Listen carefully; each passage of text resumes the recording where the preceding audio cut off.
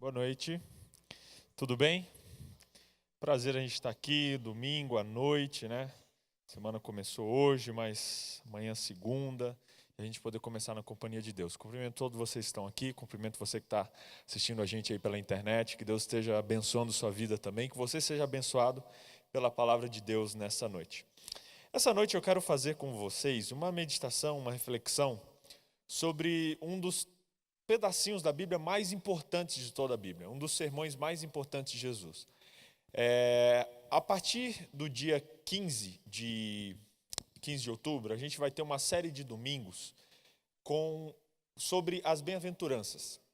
E a gente vai analisar cada domingo uma bem-aventurança. A gente vai ter a participação dos jovens aqui, cada semana um grupo de jovens vai estar dirigindo essa reflexão. Vai ser bem legal. E hoje eu vou fazer uma introdução desse tema. A gente entender um pouquinho o que são as bem-aventuranças, que sermão foi esse de Jesus, o que isso implica para a minha vida de maneira geral. Semana que vem a gente vai ter um culto especial aqui, uma formatura, um momento muito especial de uma de nossas classes de escola sabatina com toda a igreja. Vai ser um programa muito especial, venha. Vai ser bem legal. E a partir do dia 15 a gente vai começar esses domingos especiais sobre as bem-aventuranças. Vai ser muito especial também. E hoje eu quero introduzir esse assunto com vocês. Por isso, abra sua Bíblia em Mateus no capítulo 5, no verso 3 ao verso 10. Mateus capítulo 5, versículo 3 ao versículo 10. Mateus 5, 3 a 10.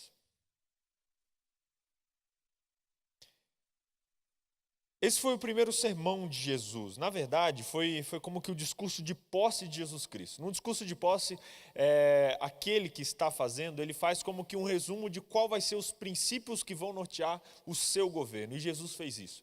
E ele traz uma série de parâmetros, de padrões que ele vai seguir, a maioria deles totalmente revolucionário para os nossos dias e mais ainda para aquela época. E a primeira porção é o que a gente chama de bem-aventuranças. É como que Jesus falando qual é o padrão de felicidade no reino dele. Bem-aventurado pode ser entendido como feliz, como abençoado.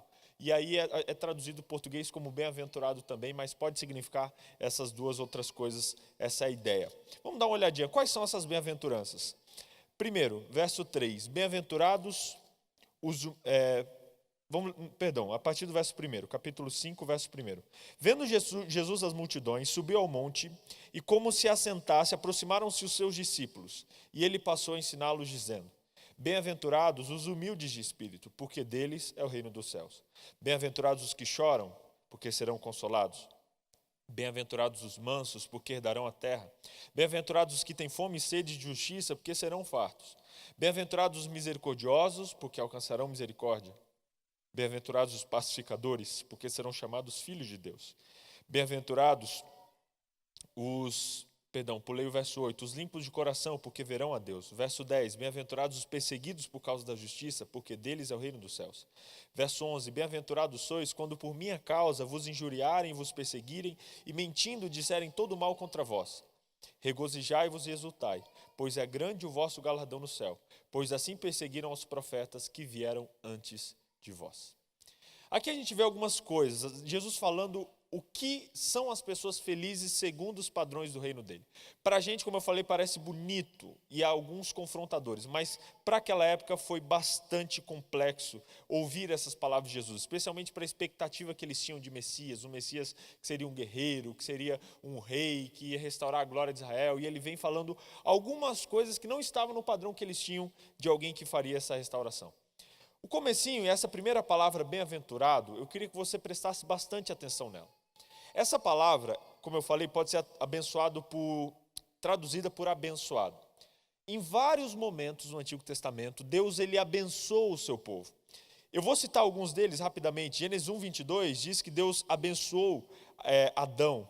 Gênesis 9 diz que Deus abençoou Noé. Gênesis 14 diz que Deus abençoou Abrão. Deuteronômio 33 diz que ele abençoou Israel, bem-aventurado é Israel. Salmo 1, verso 1, ele diz que abençoado é aquele homem que não anda no conselho dos ímpios. Salmo 32, verso 1, diz que abençoado é aquele cujas transgressões são perdoadas. E até lá em Apocalipse 14 diz também, abençoados são os que morreram no Senhor, de agora em diante, pois descansarão do seu trabalho e as suas obras o seguirão.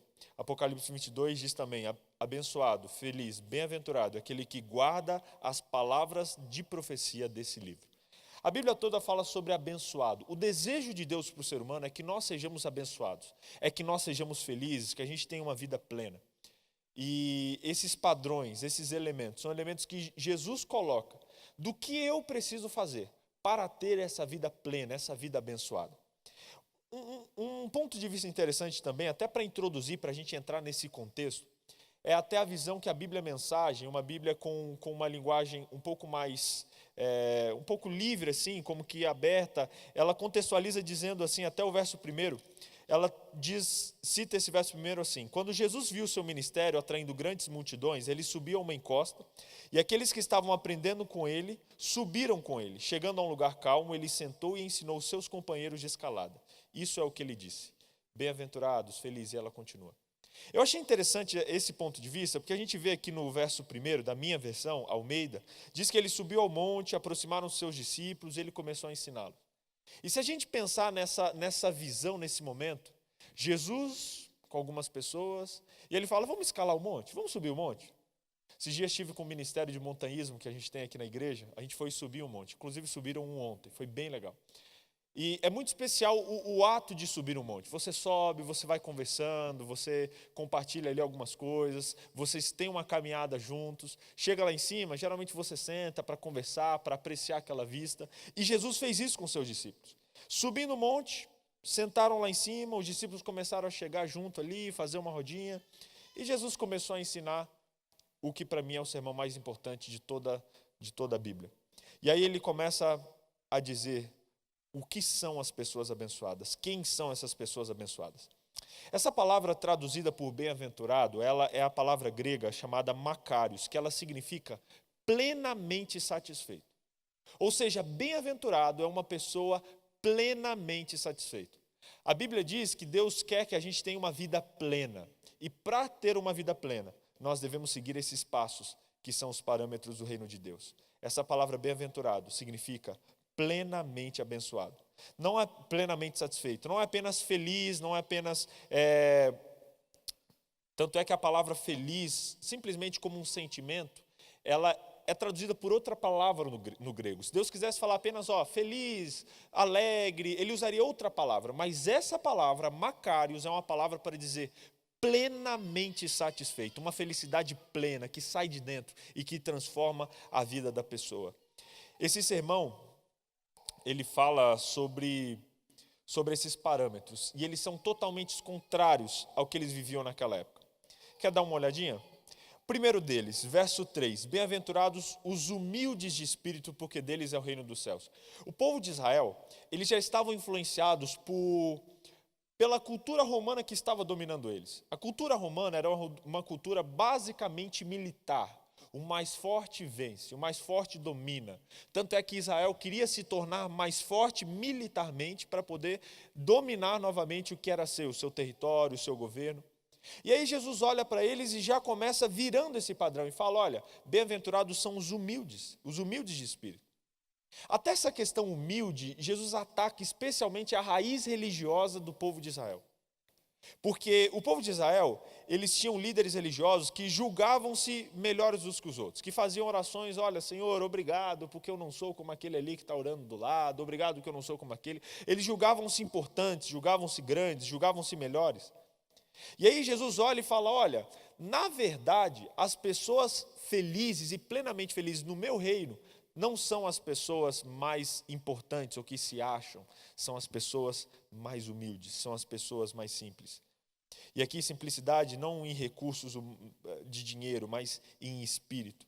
Bem-aventurados os humildes de espírito, aqueles que reconhecem que Deus é maior, aqueles que reconhecem a sua pequenez diante de Deus, aqueles que reconhecem o quão carentes e o quão necessários nós somos do nosso Deus. E ele diz, plenamente satisfeitos, felizes são aqueles que reconhecem o seu tamanho, a sua pequenez diante do Deus que nós temos.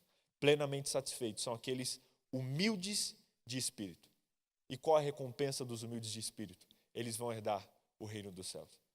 Eu faço uma pergunta para você, será que você pode ser considerado um humilde de espírito? Uma pessoa com espírito humilde. Humildade não é você ficar reclamando, não é você se achar menor do que você é. Humildade é você reconhecer quem você é e reconhecer de onde vem os dons que você vem. Às vezes a gente acha que humildade é, não, alguém, poxa, você faz algo legal, alguém chega e elogia, parabéns, a gente, não, que isso, foi nada.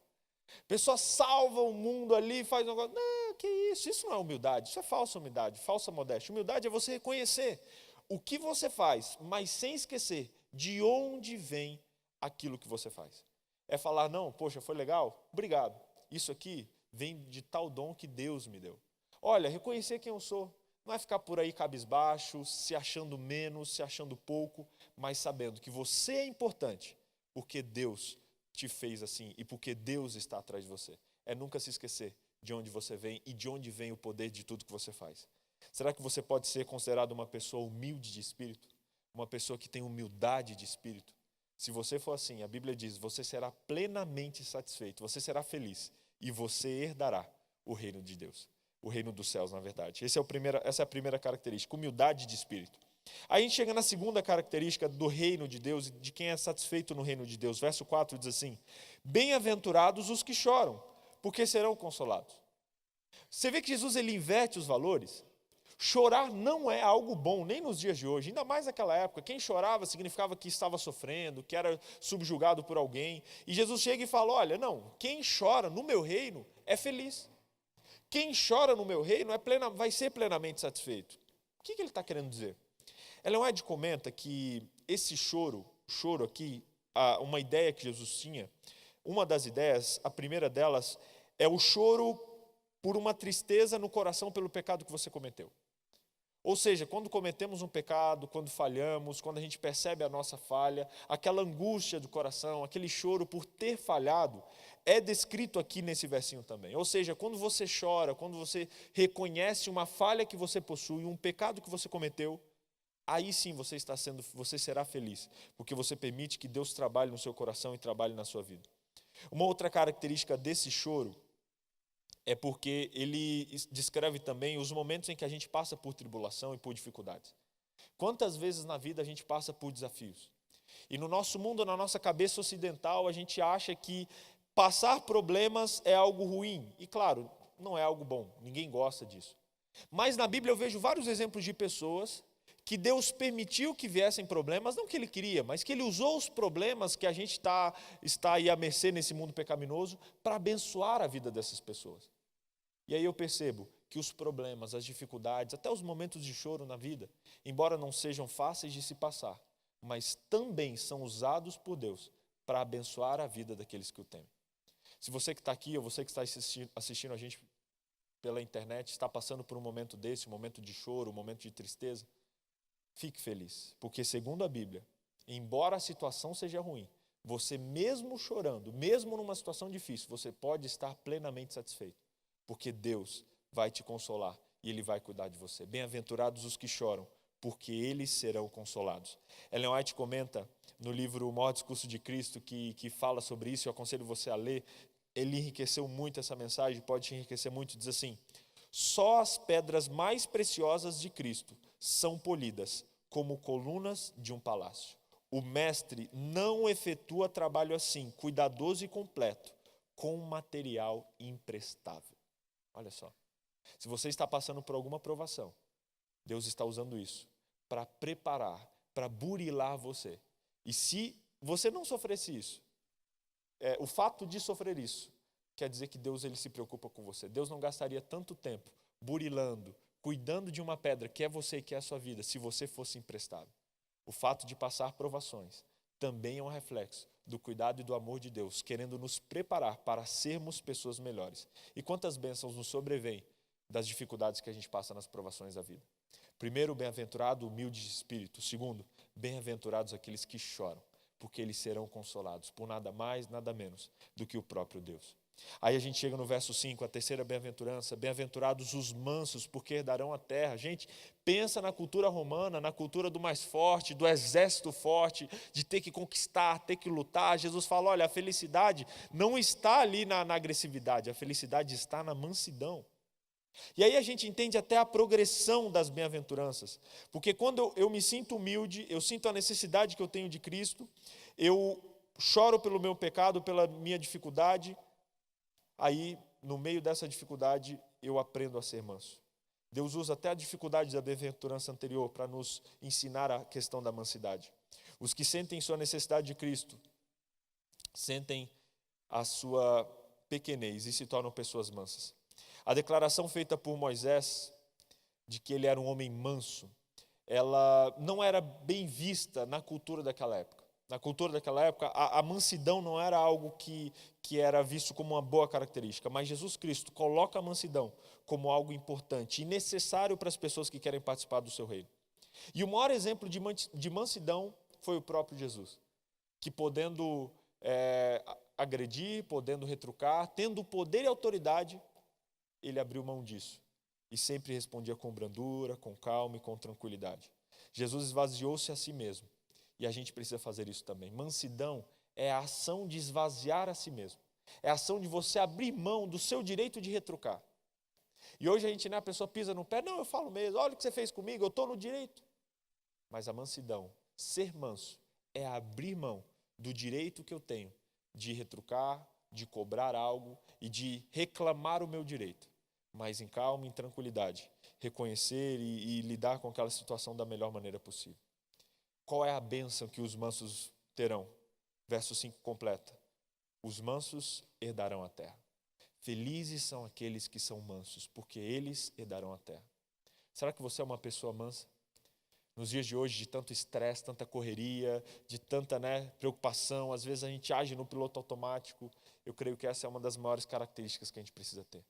Mansidão, calma, paciência, responder com carinho, com brandura, não se impondo, mas reconhecendo a situação e o momento que o outro está. Os mansos herdarão a terra. Foi mediante o desejo de exaltação própria que o pecado entrou no mundo e mediante a abnegação de Cristo que nós, seres humanos, fomos redimidos. Jesus Cristo foi manso até a morte e nós devemos seguir o seu exemplo, sendo mansos também. Essa foi a terceira bem-aventurança que Jesus falou. A quarta, a gente vê no verso 6, fala um pouco sobre fome. Bem-aventurados os que têm fome e sede de justiça, porque eles serão fartos. Essa justiça aqui, Ellen White também comenta esse verso, dizendo que a justiça que Jesus está falando é a santidade, é uma semelhança com Deus. Bem-aventurados aqueles que têm fome de Deus, que é a própria justiça. E a justiça de Deus é a santidade, a justiça de Deus é a sua maior característica, que é o amor. Às vezes a gente lê isso aqui como uma justiça de que eu quero ver a justiça acontecendo, justiça tem que ser feita no meu caso. Mas se a gente olhar a justiça de Cristo, a justiça dele era embasada no amor. E aqui quando diz que felizes são aqueles que têm fome e sede de justiça, ela está dizendo que felizes são aqueles que têm fome e sede daquele que é a justiça, Jesus Cristo nosso Senhor. E se olharmos Jesus, suas características, e qual característica eu preciso ser faminto na vida de Jesus, com certeza a característica que resume todo o seu caráter é o amor. E a gente precisa ter fome disso.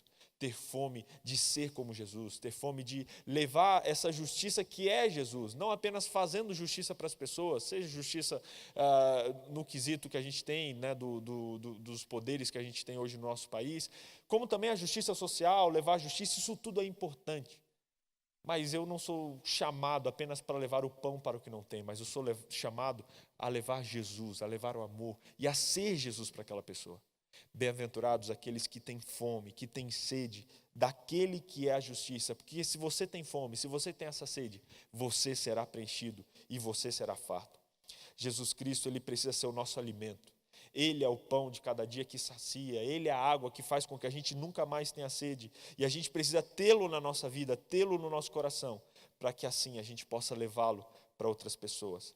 A gente precisa se aprofundar na palavra de Deus, se aprofundar no que Deus fala que ele é. E assim, nós estaremos fartos. Será que você é uma pessoa que tem fome de Deus? Você tem fome de ser como Deus? Você tem fome de entender a palavra de Deus, de ter as características de Deus na sua vida? Você tem vontade de ler sua Bíblia, tem vontade de orar? Isso às vezes é difícil também no nosso mundo corrido, mas o nosso desejo, a nossa oração deve ser não apenas para a gente fazer o que a gente deve fazer, mas para a gente querer fazer o que a gente tem que fazer. Eu não apenas preciso ler a Bíblia por uma obrigação, e tem momentos que eu preciso ter essa disciplina, mas cristianismo é quando eu deixo de fazer porque eu tenho que fazer, mas eu faço porque eu quero. E essa deve ser a nossa oração. Falar: Deus, me dá fome da tua palavra, me dá vontade de me debruçar, de ler, de entender, me dá fome de orar, me dá vontade de estar na tua companhia, me dá aquela saudade da sua presença. Essa semana eu estive fazendo uma semana de oração no colégio IAP, e é muito gostoso fazer uma semana de oração. Só que o lado negativo é que a gente sai de casa, você vai para o lugar, passa a semana no lugar, e eu tive que ficar longe da minha esposa. Longe do meu cachorrinho, longe dos meus amigos que eu tenho aqui, de pessoas que eu convivo quase que diariamente. E é uma semana, pouco tempo, mas dá saudade. E aí lá de longe a gente fica, poxa, vontade de ver logo, estava voltando ontem de avião, não vi a hora de chegar, faltam 2 horas, faltam 30 minutos, estou chegando, chega aquele abraço. Vontade de estar perto. E a gente precisa ter isso com Deus também. Vontade de estar perto, saudade dele. Ler a Bíblia não só porque eu tenho horário, mas Deus, eu não vejo a hora de estar um espacinho na minha agenda para eu poder estar em contato com você, porque eu estou com saudade de você. Será que você é uma pessoa que tem fome e sede da justiça? Se você for assim, você será farto. Essa é a promessa que Jesus dá para nós. Chegamos aqui na 5ª característica. Já vimos humildes de espírito, os que choram, os mansos, os que têm fome daquele que é a justiça. E o verso 7 diz: bem-aventurados os misericordiosos, porque alcançarão misericórdia. Aqui entra mais uma característica difícil, né? Principalmente para aquele tempo, ainda mais para hoje. As pessoas não tinham misericórdia, os exércitos, não, tem que acabar com tudo. Você vê no discurso dos fariseus e no discurso dos discípulos a falta de misericórdia. Jesus, não, manda resolver tudo logo aqui, cai fogo do céu para resolver isso aqui tudo logo. Os discípulos não tinham essa misericórdia, eles foram criados sem isso, porque eles queriam ver a justiça ser feita de qualquer maneira. E aqui Jesus diz: olha, no meu reino, as pessoas plenamente satisfeitas, as pessoas felizes, são aquelas pessoas que têm misericórdia, porque as pessoas que agem com misericórdia para com os outros, elas também receberão a misericórdia de Deus. A gente tem um coração frio, um coração desagradável.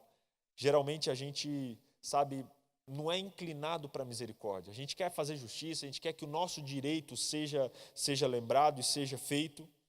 Mas Jesus fala que a gente precisa ter misericórdia, a gente precisa abrir mão disso. A gente precisa permitir que as pessoas tenham uma segunda chance. E Jesus Cristo, ele foi um exemplo de misericórdia, ao morrer na cruz por nós. Deus é um exemplo de misericórdia. Na verdade, ele é fonte de misericórdia. Êxodo 34:6 diz que ele é misericordioso e piedoso. Ele não trata a gente segundo os nossos merecimentos. Misericórdia é não tratar o outro segundo o seu merecimento. E se Deus não nos trata assim, se nós que pecamos, falhamos e já merecíamos já ter sido eliminados da terra, mas ainda assim ele teve misericórdia por nós, não nos tratando da maneira que a gente merece, nós também devemos levar isso para as outras pessoas. Quando no trabalho, alguém talvez faz algo ruim para mim, seria teoricamente justo eu devolver com a mesma moeda. Mas Jesus não devolve a mesma moeda daquilo que eu faço. Ele tem misericórdia para comigo e eu passo essa misericórdia para outra pessoa. E fazendo isso, eu automaticamente abro o meu coração para receber a misericórdia de Deus. Às vezes na família, às vezes o esposo, a esposa, às vezes discute, às vezes com o filho, e a gente, tem a chance de retrucar, de não, agora é minha vez aqui, tá vendo? Você fez aquilo, agora vou falar mesmo. A gente pode agir com misericórdia. E se a gente agir, a gente vai se abrir mais para receber a misericórdia de Deus. Tem uma história na Bíblia muito interessante que Jesus contou, porque as pessoas naquela época não tinham misericórdia. E ele disse, que um homem tinha uma dívida gigante com o rei. Eu fiz um cálculo dessa dívida, não lembro exatamente, mas era uma dívida bilionária, e o rei foi e perdoou essa dívida daquele homem. E esse homem, quando saiu, ele ia perder a família, ia perder tudo que ele tem, os seus filhos iam ser vendidos como escravos para pagar a dívida, e o rei falou, não, quer saber? Perdoa sua dívida, perdoa os bilhões que você me deve. E aí quando ele saiu, ele encontrou, saindo ali do palácio, encontrou um homem que devia o equivalente mais ou menos a uns R$2.500 para ele. E ele começou a cobrar, cadê o dinheiro que você me deve? Cadê o dinheiro que você tem que me pagar? Não vai pagar? Então tá bom. E mandou prender aquele homem porque devia R$2.500 para ele. O rei ficou sabendo, chamou ele e falou, rapaz, eu te perdoei de uma dívida de bilhões de reais, trazendo para os dias de hoje, e você não foi capaz de perdoar uma dívida de R$2.000. Quer saber de uma coisa? Você vai ser preso de novo, porque você não merece ter essa misericórdia, porque você não passou essa misericórdia adiante. Deus nos perdoa de tanta coisa. Deus tem uma graça tão grande para conosco, uma misericórdia tão grande, que, sinceramente, é impossível, entendendo essa misericórdia, a gente não passar ela adiante. Felizes, plenamente satisfeitos, bem-aventurados são os misericordiosos, porque eles alcançarão a misericórdia. Chegamos no verso 6, mais um dos parâmetros do reino de Deus, ele diz assim: bem-aventurados os limpos de coração, porque eles verão a Deus. Limpo de coração. Os judeus, eles eram muito meticulosos nessa questão de limpo. Essa palavra limpo para o judeu era um negócio muito importante. Eles tinham que ser limpos cerimonialmente, eles tinham que ser limpos na questão de alimentação, eles tinham várias regras que eles não poderiam quebrar naquela época para que não perdesse a sua pureza, a sua limpeza cerimonial. Mas Jesus fala de uma pureza diferente. Ele fala, você não precisa ter uma limpeza cerimonial apenas, você precisa ter uma pureza de coração, uma pureza interior, não exterior. Jesus indica a nossa necessidade de ser puro de coração. Não somente num sentido também, trazendo para os dias de hoje, do que a gente entende como pureza, não, quando a gente fala de pureza, geralmente a gente pensa em coisa de sexo, em não ficar vendo coisa que não deve, em não ver filme que talvez possa poluir a nossa mente. Também é isso, mas pureza de coração é muito mais profundo do que isso. Fala sobre quais são as nossas motivações, quais são os desígnios da nossa alma, o que motiva as minhas ações. Será que eu faço as coisas boas por motivos certos? Será que eu sou orgulhoso até nas minhas boas ações? Quais são os desejos do meu coração? Quais são as motivações do meu coração? E eu quero levar você a essa reflexão hoje. Será que você pode ser considerado uma pessoa limpa de coração? As suas intenções são puras, as suas ações elas têm esse poder de motivações certas, a sua mente ela é limpa do mal. A gente precisa lutar por isso, porque esse é um dos parâmetros do reino de Deus.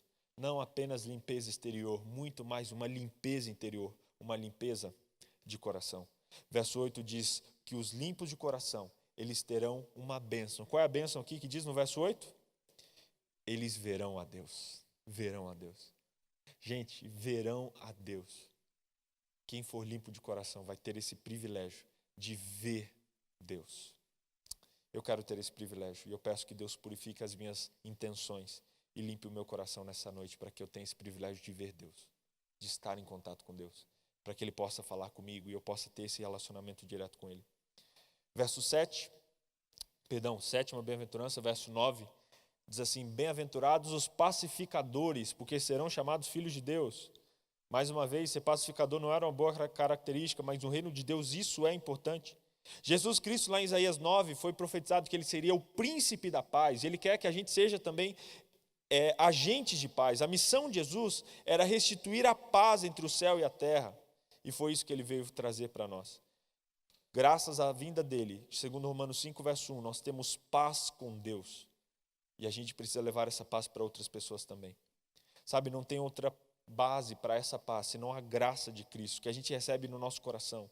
Essa paz, ela subjuga qualquer inimizade, ela afasta a contenda, ela enche o coração de amor. E aquela pessoa que encontra essa paz com Deus e com seus semelhantes, não pode se tornar infeliz. Quem encontra essa paz e quem leva essa paz para as pessoas, com certeza é uma pessoa feliz.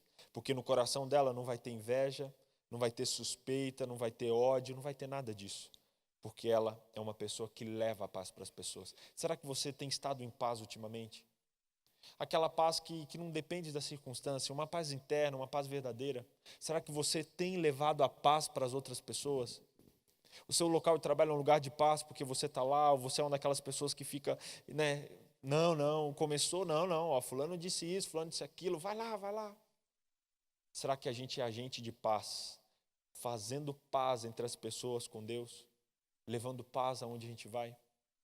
Jesus Cristo veio para que nós tenhamos paz com Deus, e Ele espera que eu e você sejamos agentes de paz, levando a paz aonde quer que a gente esteja, e tornando a vida das pessoas uma paz com Deus, porque o pecado nos coloca em guerra contra Deus. A última das bem-aventuranças fala sobre perseguição. E como a gente é perseguido nos dias de hoje. Talvez não fisicamente, mas às vezes pelas nossas ideologias, perseguido por fazer o que é certo. A gente vive num mundo onde fazer o que é certo, você pode ser zoado, às vezes você pode ser até cobrado e perseguido por isso. Estava vendo uma reportagem sobre um lance de futebol que aconteceu. Um jogador do time, ele fez uma falta no outro, aquele outro ia ser punido por isso, esse jogador foi para o juiz e falou, não, mas fui eu que fiz, não foi aquele outro, não pune ele, não dá um cartão para ele. e o juiz voltou atrás na sua decisão, e aquele jogador pôde participar de uma partida importante na sequência. Só que eu me assustei quando soube que esse jogador que foi procurar o juiz, assim que ele chegou no vestiário, o técnico brigou com ele duramente, que ele não deveria ter feito aquilo. Até porque essa atitude prejudicou o time dele. Eles teriam um jogo de volta e esse garoto, esse homem que foi liberado daquela falta, foi quem fez o gol e prejudicou aquele time. Na verdade, os nossos valores são invertidos, sabe? A pessoa fez o que é certo, a pessoa fez o que era direito naquele momento e ela foi criticada, ela foi rechaçada e muitos falaram que aquela atitude foi errada, foi uma atitude anti-jogo. Você vê como os nossos padrões estão mudados. E aí a gente vê Jesus dizendo no verso 10, bem-aventurados que são perseguidos, e às vezes as pessoas são perseguidas por fazerem algo certo. Aqui fala disso. Bem-aventurados que são perseguidos por causa da justiça, porque deles é o reino dos céus. Muitas pessoas são perseguidas e muitas vezes quando a gente se propõe a viver esses padrões do reino de Deus, você vai ser perseguido. Quando você se propõe a ser uma pessoa limpa de coração, pessoas vão querer se aproveitar de você. Isso é uma perseguição. Quando você se propõe a ser manso, outras pessoas não vão gostar de estar perto de você. Quando você se propõe a ser limpo de coração, você vai abrir mão de algumas companhias e de algumas atitudes que pessoas não vão gostar disso e podem te perseguir por isso. Mas Jesus está dizendo no verso 10 que se você for perseguido por causa da justiça, você vai ter um prêmio, que é herdar o reino dos céus. Sabe, gente, a gente não precisa ter medo da perseguição. A perseguição que a gente sofre, na verdade, ela não é nada comparada à perseguição que Jesus sofreu e não é nada comparada aos privilégios que a gente ia enfrentar aqui, sendo plenamente satisfeito e vai enfrentar, herdando a vida eterna. Verso 11 conclui dizendo assim, bem-aventurados sois vós, quando por minha causa vos injuriarem, vos perseguirem e mentindo disserem todo mal contra vós por minha causa. Verso 12 diz, alegrai-vos e regozijai-vos, porque grande é o vosso galardão no céu, pois assim perseguiram os profetas que vieram antes de você. Olha como os padrões são invertidos. Ele diz, se você for perseguido, se você for injuriado, se começarem a mentir, falar mal contra você, sabe o que você tem que fazer? Você tem que se alegrar, você tem que dar pulo de alegria, porque a sua recompensa será muito grande.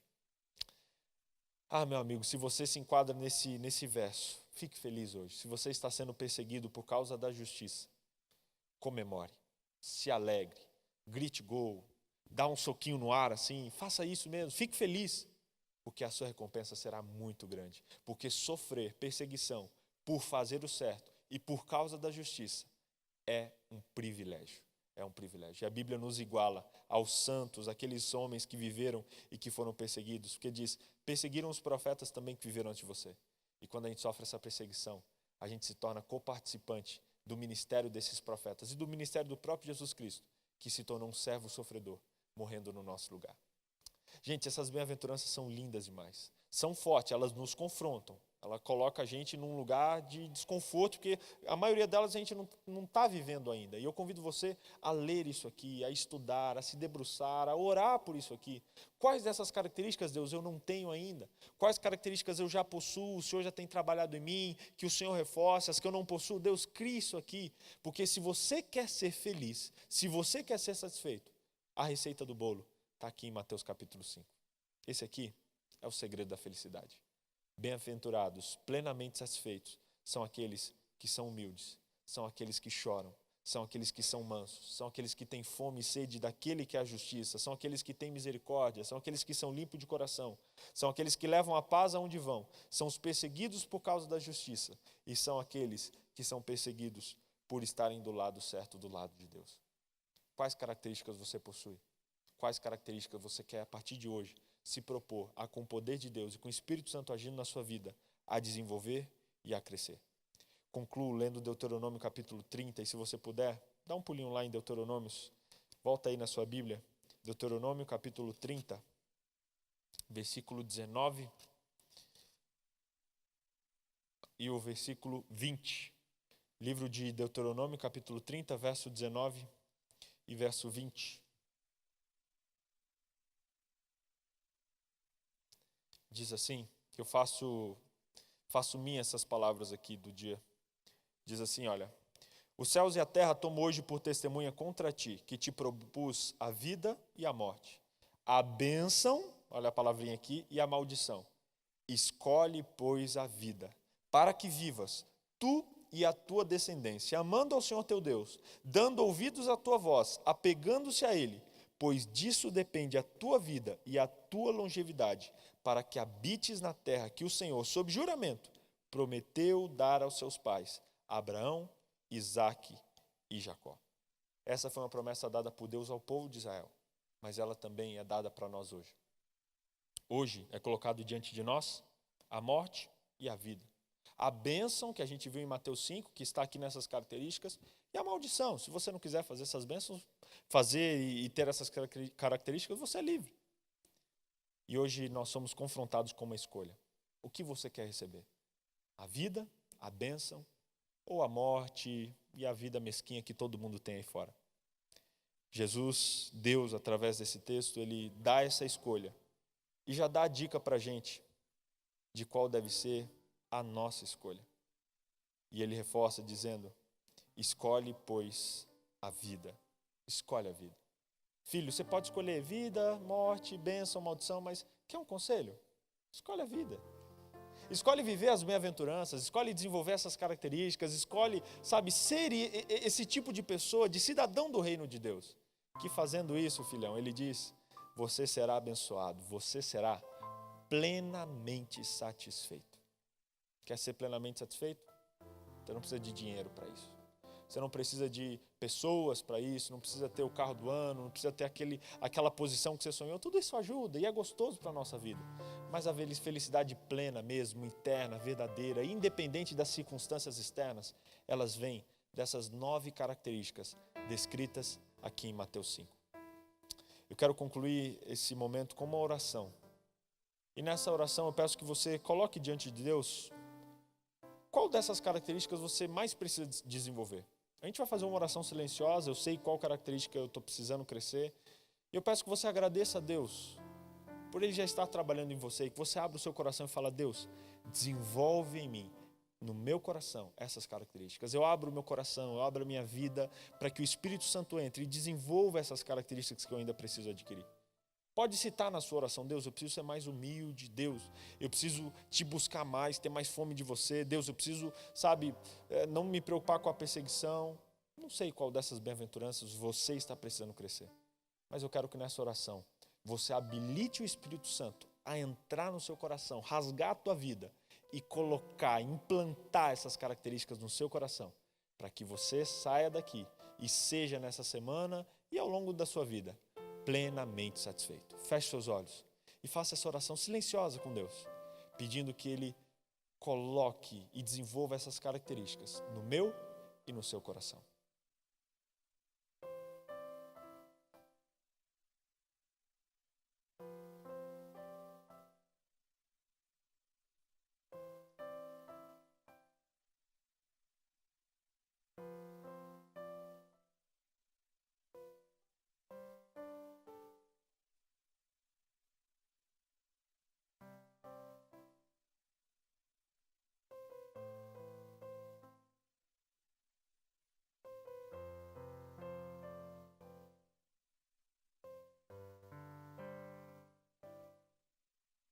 Querido Pai, estamos aqui nessa noite de domingo, iniciando aí uma semana de lutas, de desafios, de alegrias. Mas a gente quer começar a semana com um pedido muito especial. A gente quer receber essas promessas aqui de Mateus 5. Quer herdar a vida eterna, quer, sabe, receber misericórdia. E acima de tudo, Deus, a gente quer ter uma vida plena, sabe? Uma vida de satisfação plena, independente das circunstâncias, independente da economia, independente de ser aceito ou não pelos nossos amigos, pelas pessoas que estão à nossa volta. A gente quer ter uma felicidade plena, Deus. E a gente pede que essas características sejam desenvolvidas na gente. Olhando para mim e para cada um de nós, a gente percebe que é difícil desenvolver isso aqui. Eu sei o que eu preciso crescer e tentando sozinho eu não vou conseguir, mas nessa noite eu peço que o Espírito Santo entre no meu coração e no coração de cada um dos que aqui estão e que estão nos assistindo pela internet, que ele entre lá dentro e que ele possa desenvolver no nosso coração e na nossa vida essas características para que a gente possa ter uma vida plenamente satisfeita. Deus, se necessário for, mande desafios, até problemas. É difícil orar assim, mas a gente pede, porque a gente quer essas características de qualquer jeito. Mas desenvolve, Deus, nosso coração, que o Espírito Santo esteja trabalhando e que nessa semana nós já comecemos a colher os frutos de uma vida plena, de uma vida feliz e de uma vida satisfeita. Abençoe todos que aqui estão, Deus, e que a gente saia daqui com esse sentimento de que somos abençoados por Ti. E que a gente leve essa bênção, essas características para todas as pessoas com quem a gente entrar em contato essa semana. Seja conosco, é o pedido sincero do nosso coração nessa noite. Em nome de Jesus.